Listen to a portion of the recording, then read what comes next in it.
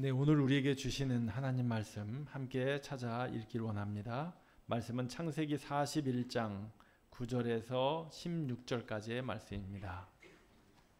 창세기 41장 9절에서 16절까지의 말씀, 우리 모두 자리에서 일어나서 하나님의 말씀을 한 목소리로 합독하여 봉독하겠습니다. 9절부터 읽겠습니다. 술 맡은 관원장이 바로에게 말하여 이르되 내가 오늘 내 죄를 기억하나이다. 바로께서 종들에게 노하사 나와 떡 굽는 관원장을 취니드장의 집에 가두셨을 때에 나와 그가 하룻밤에 꿈을 꾼즉 각기 뜻이 있는 꿈이라. 그곳에 취니드장의 종된 히브리 청년이 우리와 함께 있기로 우리가 그에게 말하매 그가 우리의 꿈을 풀되 그 꿈대로 각 사람에게 해석하더니 그 해석한 대로 되어 나는 복직되고 그는 매달렸나이다. 이에 바로가 사람을 보내어 요셉을 부르매 그들이 급히 그를 옥에서 내놓은지라. 요셉이 곧 수염을 깎고 그의 옷을 갈아입고 바로에게 들어가니 바로가 요셉에게 이르되 내가 한 꿈을 꾸었으나 그것을 해석하는 자가 없더니 들은즉 너는 꿈을 들으면 능히 푼다 하더라. 요셉이 바로에게 대답하여 이르되 내가 아니라 하나님께서 바로에게 편안한 대답을 하시리이다. 아멘. 자리에 앉겠습니다. 할렐루야. 한 주간 잘 평안하게 지내셨습니까? 이제 정말 가을의 문턱입니다. 뜨거운 여름 보내시느라 애 많이 쓰셨습니다. 또 가을이 지나면 겨울이 오겠지만 그래서 봄, 여름, 가을, 겨울이 있는 우리나라가 참 좋습니다. 오늘은 내가 아니라 하나님께서라는 제목을 가지고 오늘 본문의 말씀 여러분들과 함께 나누고자 합니다. 사랑하는 여러분, 우리가 인생을 살다 보면 때로 예측 불가능한 상황 속에서 많이 불안해할 때가 있습니다. 불안의 감옥에 우리가 갇혀버리는 그런 때가 있죠. 건강검진 결과가 나왔어요. 그 결과가 우리의 가슴을 쿵 내려앉게 하기도 하고 또 갑작스러운 회사로부터 해고 통보를 받는 사람도 있어 한순간 모든 것을 잃게 만드는 그런 어려움 가운데 있을 때도 있습니다. 자녀들의 문제 때문에 밤잠을 설치기도 하고 여러 가지의 각종 우리는 미래를 알 수 없는 불안 때문에 힘들어하는 그런 모습을 우리는 봅니다. 그래서 우리는 이 불안에서 벗어나기 위해서 더 많은 돈을 움켜쥐려고 하고 더 높은 자리에 오르려고 발버둥치기도 합니다. 또 끊임없이 더 좋은 스펙을 쌓으려고 하죠. 그러나 그 모든 노력에도 불구하고 우리 영혼의 심장을 짓누르는 근본적인 그 불안은 잘 사라지지 않습니다. 오늘 본문의 애굽왕 바로가 우리가 겪는 이런 불안과 똑같지는 않지만 그런 불안 속에 그 불안의 감옥에 갇혀버리고 말았습니다. 세상의 모든 권력과 부를 가졌음에도 불구하고 아무도 풀지 못하는 기이한 한 꿈 때문에 그는 극심한 불안에 시달렸습니다. 바로를 괴롭힌 것은 꿈 자체가 아니었을 수도 있습니다. 그 꿈을 해석할 수 없다는 무력감과 또 미래를 알 수 없다는 불안 때문에 그는 안절부절하지 못했습니다. 그때 바로 앞에 선 사람은 애굽의 지혜자가 아닌 억울한 죄수 신분이었던 히브리 사람 요셉이었습니다. 바로는 요셉에게 묻습니다. 네가 꿈을 잘 푼다고 들었다. 바로의 질문은 요셉의 능력을 주목했습니다. 그런데 요셉의 대답은 바로의 시선을 완전히 바꾸어 놓죠. 그 대답이 이러합니다. 아까 우리가 읽었는데요. 오늘 본문에서 정말 중요한 말씀은 16절 말씀입니다. 창세기 41장 16절 말씀. 우리 다시 한번 천천히 읽어보겠습니다. 요셉이 바로에게 대답하여 이르되 내가 아니라 하나님께서 바로에게 편안한 대답을 하시리다. 아멘. 내가 아니라 하나님께서 당신에게 편안한 대답을 하실 것입니다. 라고 요셉은 말했습니다. 참 겸손한 말이죠. 그러나 이 고백 속에는 그의 겸손뿐 아니라 우리 인생의 모든 불안을 해소할 수 있는 위대한 진리가 담겨져 있습니다. 오늘 우리는 이 말씀을 통해 우리의 불안이 어디에서 해결되는지, 그리고 불안에 떨고 있는 세상과 그 사람들에게 어떻게 복음을 전해야 하는지를 함께 살펴보기를 원합니다. 첫 번째 여러분들과 나누고 싶은 말씀은 이 말씀입니다. 1번 한번 첫 번째 1번 띄워주시겠습니까? 같이 읽겠습니다. 사람은 잊어도 하나님은 잊지 않으신다. 오늘 본문은 술 맡은 관원장의 한마디로 시작합니다. 술 맡은 관원장이 뭐라고 얘기합니까? 내가 오늘 나의 죄를 기억하나이다. 술 맡은 관원장이 자신의 죄를 기억한다고 말합니다. 그가 기억한 죄는 두 가지였습니다. 본문에는 없지만 두 가지가 분명합니다. 첫 번째는 바로 왕에 대한 죄입니다. 바로 왕에게 지었던 잘못. 그것 때문에 그는 감옥에 갔지 않습니까? 그리고 또 하나는 감옥에서 자신을 도와준 요셉을 2년씩이나 잊어버렸다라는 것입니다. 자기에게 은혜를 베푼 요셉을 2년 동안 잊고 살았다라는 것이죠. 이 관원장은 자신의 문제가 해결되자마자 그만 요셉을 잊어버리고 말았습니다. 왜? 더 이상 필요 없는 존재였기 때문입니다. 이제 자기가 복직되었기 때문이죠. 다시 바로 왕 앞에 서서 술을 따라드리는 그러한 일을 본인이 감당할 수 있었기에 그만 요셉을 잊고 말았습니다. 사람들은 이렇게 자기의 필요에 따라 잊고 또 기억할 것은 기억합니다. 같은 사건을 두고도 우리는 다른 기억을 가질 때가 있습니다. 부부가 오랜 세월을 살았습니다. 그런데 아주 중요한 일을 얘기할 때 아내가 얘기하는 것과 남편이 얘기하는 게 다를 때가 있습니다. 똑같은 사건인데 아내는 아내가 기억하고 싶은 걸 기억하고 남편은 남편이 기억하고 싶은 걸 기억합니다. 그렇게 우리는 우리가 필요한 것을 기억합니다. 내가 나중에 이 일을 꼭 기억해서 이 은혜를 갚아야지, 아니면 이 원수를 갚아야지, 그런 것들 기억합니다. 그러나 내가 누군가에 피해를 줬거나 상처를 준 일에 대해서는 잘 기억하지 못합니다.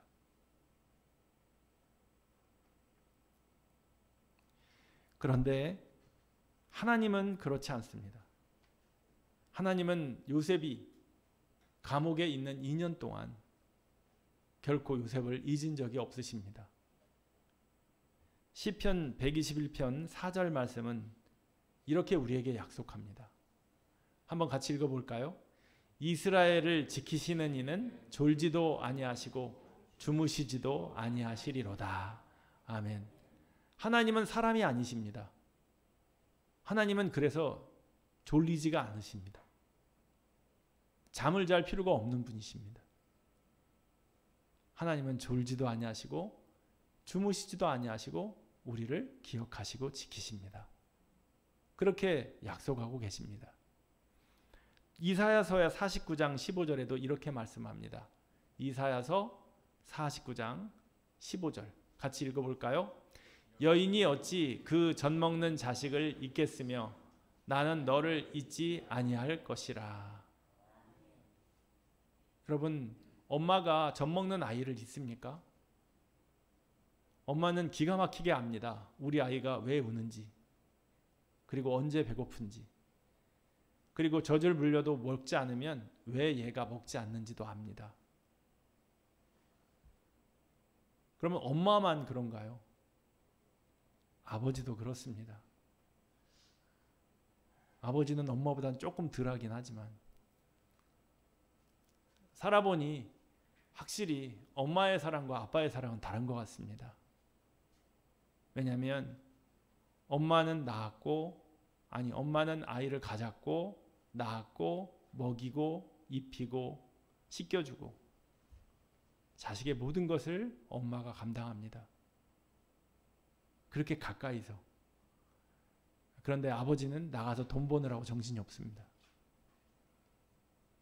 그래서 친밀도에 있어서는 좀 떨어지는 듯 싶습니다. 그러나 아버지도 아들을 기억합니다. 저희 집에 요즘 제 큰아들이 와서 같이 살고 있습니다. 저희 큰아들은 출가를 그래서 아들을 낳아서 그러니까 그 아들의 아들이니까 서울에서 직장을 다니다가 이직을 했습니다. 그래서 대전에 직장을 얻어서 대전으로 내려오게 됐는데 대전에 집 구하기가 또 만만치가 않고 또 세종에 저희가 살고 있으니까 한마디로 엄마 아버지 집에 얹혀 살고 있는 거죠. 지금 같이 사니까 참 좋습니다. 저는 더 좋아요. 왜냐면 아들이 있으니까 제가 아내에게 대우를 받습니다. 반찬이 달라졌습니다. 밥 잘 챙겨줍니다. 아침 꼬박꼬박 챙겨주고요. 저녁도 꼬박꼬박 챙겨주고. 얼마나 제가 행복한지 모릅니다. 지난 금요일 날도 아들이랑 같이 밥을 먹었고 우리 식구들이 모여서 밥을 먹었는데 이제 아들이 출근한 지 2주 정도 됐습니다. 새로운 직장에 출근한 지. 근데 문득 바로 식탁 앞에 있는 아들을 쳐다보고 있는 제가 쳐다봤는데 예전에 어릴 때 저와 함께 놀던 그 아들의 얼굴이 아니더라고요. 저는 여전히 어리고 여전히 피부가 팽팽하고 그리고 여전히 웃고 밝은 그런 아들인 줄 알았습니다. 그런데 얼굴에 근심이 있고 또 얼굴에 벌써 주름이 있고 그 얼굴을 보게 되었습니다. 아, 예전의 얼굴이 아니구나. 아버지도 아들을 기억합니다. 좋았던 때, 슬펐던 때 다 기억합니다. 그런데 우리 하나님이 우리를 잊겠습니까? 우리 하나님이 우리를 결코 잊지 않으십니다. 성도 여러분, 혹시 지금 하나님께 버림받은 것 같은 느낌이 있습니까? 기도해도 하나님이 응답하지 않아서 낙심하고 계십니까? 그러나 하나님은 기억하신다고 말씀합니다. 사람들은 잊어도 사람은 잊어도 하나님은 결코 우리를 잊지 않으신다고 성경은 말씀합니다. 요셉이 갇혀있던 2년 동안의 그 시간, 요셉은 어쩌면 내가 언제까지 이 감옥에 살아야 될까 그런 생각을 하고 살았을지 모릅니다. 그러나 그 2년은 그냥 흘러가는 시간이 아니었습니다. 결국 그는 애굽의 총리로 세워지죠. 그렇게 하나님은 그 시간 동안 그를 준비시켰고 요셉을 기억했습니다. 그래서 그 2년의 시간을 너무나도 위대한 시간으로 만드셨던 것입니다. 사랑하는 여러분, 저와 여러분들의 기다림의 시간도 그렇습니다. 하나님과 함께하는 시간이라면 결코 헛된 시간이 아닙니다. 하나님이 다 계획하고 이끌고 계시다고 믿을 때 우리는 견딜 수 있고 우리는 이길 수 있습니다. 사람은 잊지만 하나님은 결코 잊지 않으십니다. 두 번째 여러분들과 나누는 말씀은 이겁니다. 같이 화면을 볼까요? 읽어보겠습니다. 요셉의 고백, 불안의 주소를 바꾼 말. 바로는 요셉에게 이렇게 말했어요. 네가 꿈을 그렇게 잘 푼다면서 내가 익히 네 소문을 들었다. 그러면서 요셉의 능력을 바로는 인정했습니다. 그러나 요셉은 그런 바로의 시선을 자신에게서 하나님께로 돌려놨습니다. 그 말이 바로 내가 아니라 하나님께서 당신에게 편안한 대답을 하실 겁니다. 그렇게 요셉은 말했지요. 여기서 편안한 대답에 사용된 히브리 말은 우리가 잘 아는 샬롬입니다. 그런 단순히 이 샬롬은 좋은 소식이라는 뜻이 아니에요. 하나님께서 주시는 완전한 평안을 말합니다. 그래서 이스라엘 백성들을 만나면 어떻게 인사해요? 샬롬 인사할 때 그게 내가 당신에게 주는 평안이 아닙니다. 하나님께서 주시는 완전한 평안을 인사를 하고 있는 것입니다. 요셉은 자신의 능력을 과시할 수 있는 절호의 기회에서도 모든 공로를 하나님께 돌렸습니다. 내가 아니라 하나님께서 하십니다. 당신의 미래는 하나님께 달려 있습니다. 그 말입니다. 이 고백은 불안에 갇힌 바로에게 이렇게 선포하는 것이었습니다. 왕의 불안의 답은 나에게 있지 않아요. 그 답은 오직 하나님께 있습니다. 요셉은 바로에게 단순한 꿈 해석을 넘어 진짜 평안의 근원이신 하나님을 가르쳐 주었습니다. 결국 바로의 인생을 바꾼 것은 요셉의 뛰어난 능력이나 지혜가 아니었습니다. 내가 아니라 하나님께서 라는 요셉의 신앙 고백이었죠. 거기부터 출발된 것입니다. 이 한마디가 바로의 세계관에 균열을 일으켰고 결국 바로는 하나님의 섭리를 인정하여 요셉을 총리로 세우게 되었던 것입니다. 요셉의 고백, 그 고백은 불안의 주소를 바꿨습니다. 세 번째로 여러분과 나눌 말씀은 이 말씀입니다. 같이 읽어볼까요? 내가 아니라 하나님께서는 최고의 전도입니다. 우리 교회는 지금 가을 전도 축제를 준비하고 나아가고 있습니다. 이미 선포가 되었습니다. 그래서 지난주에 여러분들에게 이 태신자 작전 카드를 다 한 장씩 끼워드렸습니다. 혹시 못 받으신 분들은 저 뒤편에 있습니다. 그래서 여기 한 사람의 이름을 적고 그 사람을 우리가 위하여 기도하고 전도하고자 합니다. 사랑하는 성도 여러분,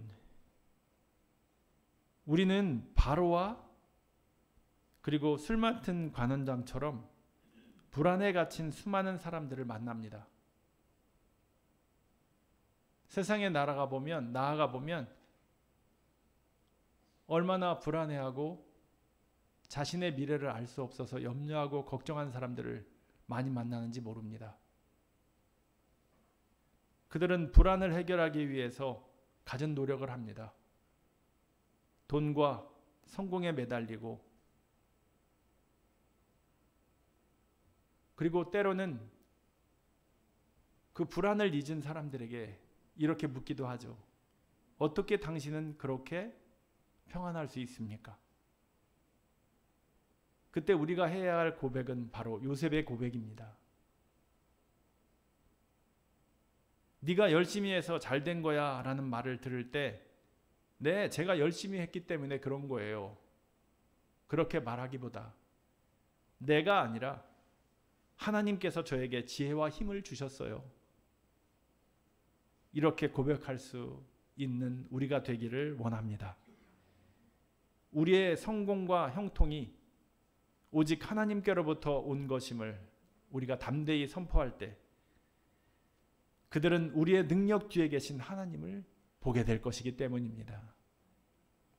요셉은요, 억지로 전도지를 건네거나 하나님 믿으세요라고 강요하지 않았습니다. 그의 삶과 그의 입술에서 자연스럽게 흘러나온 내가 아니라 하나님께서라는 한마디가 바로에게 가장 강력한 복음이 되었던 것이죠. 바로는 요셉의 말을 통해 자신의 능력을 초월하는 위대한 신의 존재를 인정하게 된 것입니다.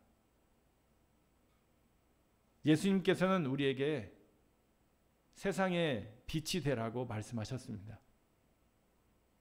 빛은 억지로 비추려 하지 않아도 그 존재 자체로 어둠을 밝힙니다.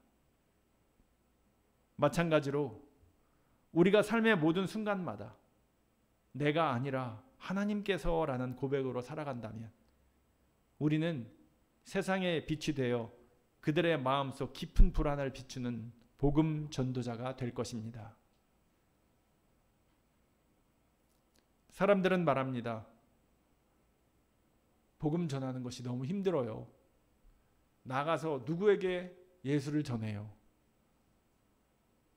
그런데 여러분, 내가 아니라 하나님이 하시는 것입니다.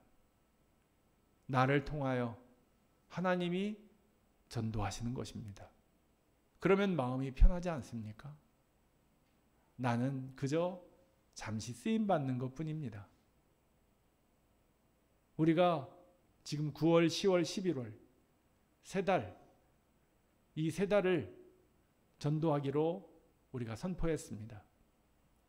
그런데 진짜 일하시는 분은 하나님이십니다. 우리가 한 생명을 정해서 기도하며 나아갈 때 하나님이 일하셔서 그 마음을 바꾸시고 그에게 하나님이 다가가시고 우리의 사랑을 통해 하나님의 사랑을 나타내시고 그를 부르시는 것입니다.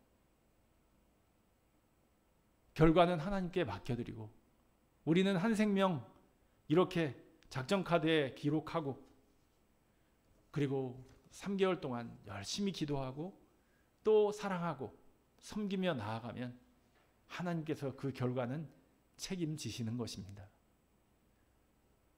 솔직히 우리가 우리 가족들, 가장 친한 가족들, 우리 아들, 딸, 내 남편, 내 아내 가장 친하다고 그렇게 생각하는 한 사람 마음을 바꾸는 것이 쉽습니까? 쉽지 않죠. 한 사람 마음 바꾸는 거 우리 못합니다. 하나님이 하셔야 가능한 일입니다. 나 자신의 마음도 내 마음대로 못하는데 다른 사람의 마음을 어떻게 우리가 바꿀 수 있습니까? 그러므로 우리는 기도해야 하고 그러므로 우리는 사랑해야 하고 섬겨야 하는 것입니다. 그때 하나님이 역사하셔서 그 마음을 바꿔주시는 것이죠. 여러분, 내가 아니라 하나님께서 하십니다. 이것은 최고의 전도입니다. 여러분, 여러분들의 신앙은 지금 어디에 서 있습니까? 혹시 필요할 때만 하나님을 찾는 바로와 관원장의 신앙, 그들의 모습처럼 지금 현재 살아가고 있지는 않습니까? 아니면 인생의 모든 주권을 하나님께 맡긴 요셉의 신앙 따라 여러분들은 살아가고 있습니까? 오늘 이 시간 이후로 우리의 삶의 고백을 바꾸었으면 좋겠습니다.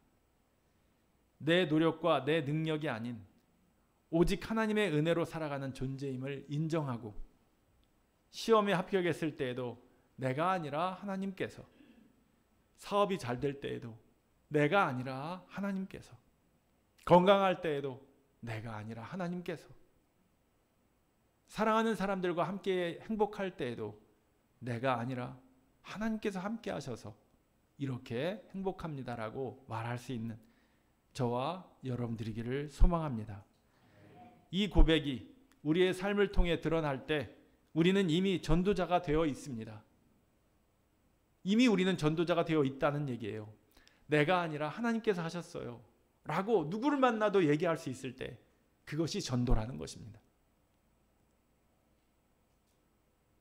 오늘도 이 고백을 붙잡고 담대히 한 주간을 살아가는 저와 여러분들이 되기를 축복합니다. 하나님은 우리 삶의 이유이십니다. 그 하나님을 이 시간 찬양하기 원합니다.